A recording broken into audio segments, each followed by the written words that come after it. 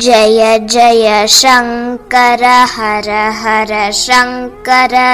தெய்வத்தின் குரல் 5ஆம் பகுதி. ஸ்ரீ சங்கரரின் கால நிர்ணயம். முக்கிய ஆதாரம் சங்கர மடங்களிடையே ஒரே கருத்து.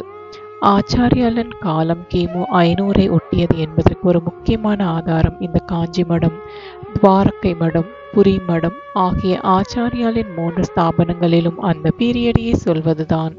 அறிஞர் என்று வெள்ளைக்காரர்களிடமும் பெயர் வாங்கிய சர் சுப்பிரமணிய ஐயர் ரொம்ப வருஷம் முந்தி தியாசபிஸ்ட் பத்திரிகையில் துவாரகா மட ரெக்கார்டுகளை முக்கியமாக காட்டியே ஆச்சாரியால் கிமு 6-5 நூற்றாண்டுதான் என்று எழுதியிருந்தார். அன்னி பெசன்ட் உள்பட தியாசபிக்கல் சொசைட்டியினர் எல்லோரும் அந்த காலத்தையே ஒப்புக்கொண்டிருக்கிறார்கள்.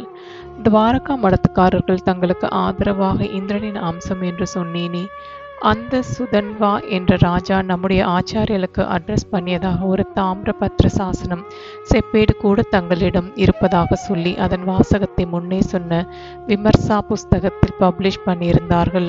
புரி ஜெகநாதத்தில் ஆச்சாரியல் ஸ்தாபித்த கோவர்த்தன மடத்தினரும் அவர் காலம் கிமு 6-5 நூற்றாண்டு என்றே சொல்கிறார்கள். அவர்கள் இன்று வரை 140க்கும் மேல் வரிசையாக தங்கள் மடத்து சுவாமிகளில் லிஸ்ட் வைத்திருக்கிறார்கள். அங்கே ஏன் காஞ்சியிலும் துவாரகையிலும் இருப்பதைப் போல கிட்டத்தட்ட 2 மடங்கு சுவாமிகளை சொல்லியிருக்கிறது என்று கேள்வி வரும்.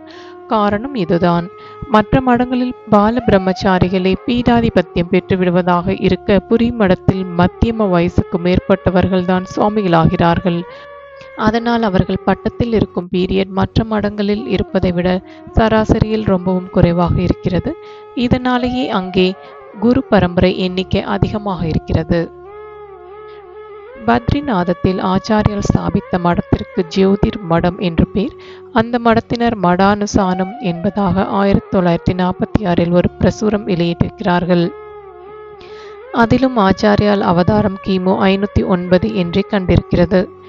தட்சிணத்தில் ஒன்று காஞ்சி, கிழக்கு சமுத்திர எல்லையில் ஒன்று புரி ஜெகநாதம், மேற்கு சமுத்திர எல்லையில் ஒன்று துவாரகை, வடக்கே கிமாச்சல எல்லையில் ஒன்று பத்ரிநாதம் என்று ஒன்றுக்கொன்று சுமார் 1000 மைல் தள்ளியுள்ள 4 சங்கர மடங்களிலும் அவர்களது மூல புருஷரின் காலம் கிறிஸ்து சகாப்தத்திற்கு 500 வருஷம் முன்னால் என்று ஏகோபித்து சொல்லி இருப்பதை கவனிக்க வேண்டும்.